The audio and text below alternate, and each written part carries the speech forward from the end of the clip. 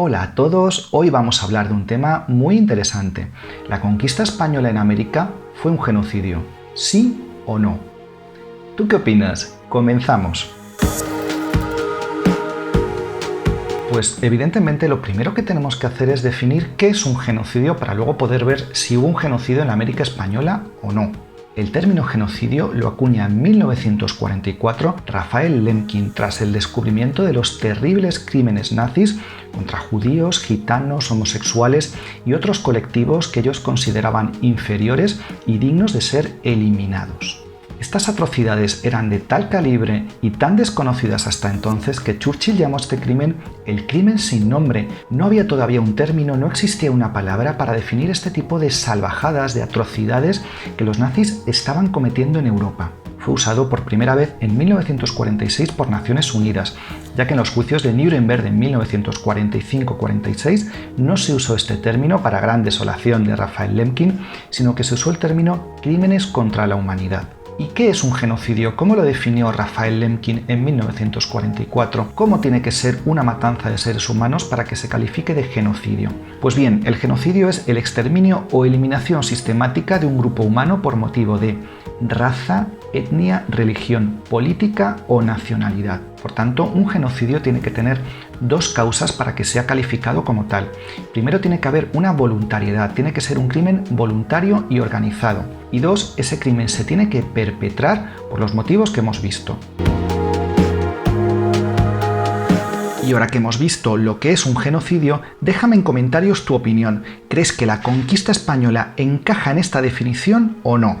Y también suscríbete al canal. Y ahora continuamos. Y ahora, visto que es un genocidio, ¿podemos hablar por tanto de genocidio en la conquista española de América? Pues la respuesta es, a mi juicio, tajante. No, en modo alguno se puede hablar. Los conquistadores españoles no tenían un plan sistemático de eliminación de las poblaciones nativas por los motivos que hemos visto. Ahora bien, esto no quiere decir que la mortalidad en estas poblaciones nativas fuera atroz.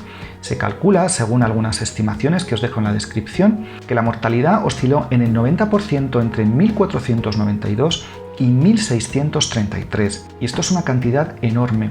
¿Pero a qué se debió? Pues principalmente a agentes patógenos. Los españoles y en general los europeos a América llevaron enfermedades que eran desconocidas para los nativos americanos, por lo cual no tenían defensas, no tenían el sistema inmunológico preparado para hacerles frente. Y esto fue especialmente notorio en las islas, ya que las poblaciones insulares, por el aislamiento al que se ven sometidas, suelen tener el sistema inmunitario menos preparado aún todavía que las poblaciones continentales. Esto no solo pasó en el Caribe en este momento histórico, sino también en otras poblaciones insulares a lo largo y ancho del mundo y de la historia. Pasó en Canarias, pasó en Australia, pasó en Nueva Zelanda, pasó en Hawái, pasó en las islas del Pacífico, ha pasado en muchísimos sitios. Por tanto, la mortalidad por agentes patógenos fue mayor en las poblaciones insulares que en la continental americana, aunque en esta región también fue enorme.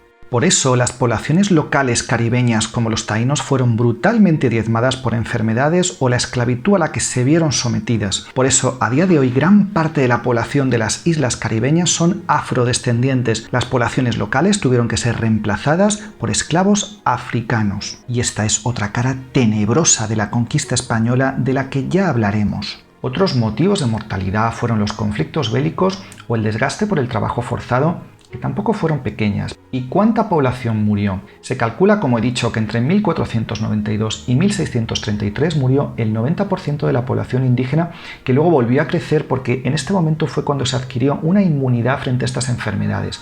Eso es lo que se ha calculado. Luego la población nativa volvió a crecer, llegando a conformar uno de los grupos más grandes étnicamente de América.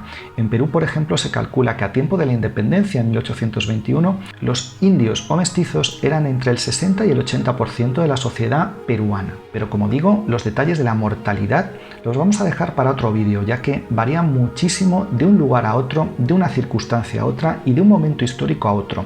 Es imposible abarcarlo aquí. tanto, no podemos hablar de genocidio, es un término que se usa muy a la ligera, es un término además que se usa en función de la ideología, esto pasa mucho en historia. Se aplica el término genocidio desde la llamada leyenda negra, mientras que la leyenda rosa directamente niega toda mortalidad o admite una mortalidad muy baja. Unos nos venden un mundo prehispánico feliz, edénico, donde los codiciosos europeos sedientos de oro destrozaron aquellas bondadosas culturas, y otros nos venden un imperio español donde los benevolentes españoles cuidaban de los indios y se mezclaron con ellos viviendo todos en paz y armonía. Y ambas son versiones distorsionadas e inexactas de la historia. Y por cierto, ¿tú qué opinas? Déjamelo en comentarios. La realidad siempre es mucho más compleja y está entre estos dos extremos de la leyenda rosa y leyenda negra que en este canal combatimos, ya que en historia tenemos que basarnos exclusivamente en las fuentes y en los hechos que conocemos y nunca en la ideología ni en los prejuicios preconcebidos. Por tanto, estas dos posturas, leyenda rosa y leyenda negra, no tienen cabida en este canal y nunca les vamos a dar pábulo. Si os ha gustado el vídeo, suscribíos al canal, dadle like, darle a la campanita, muy importante, y compartidlo. Yo por el momento me despido hasta el siguiente vídeo. Hasta luego a todos.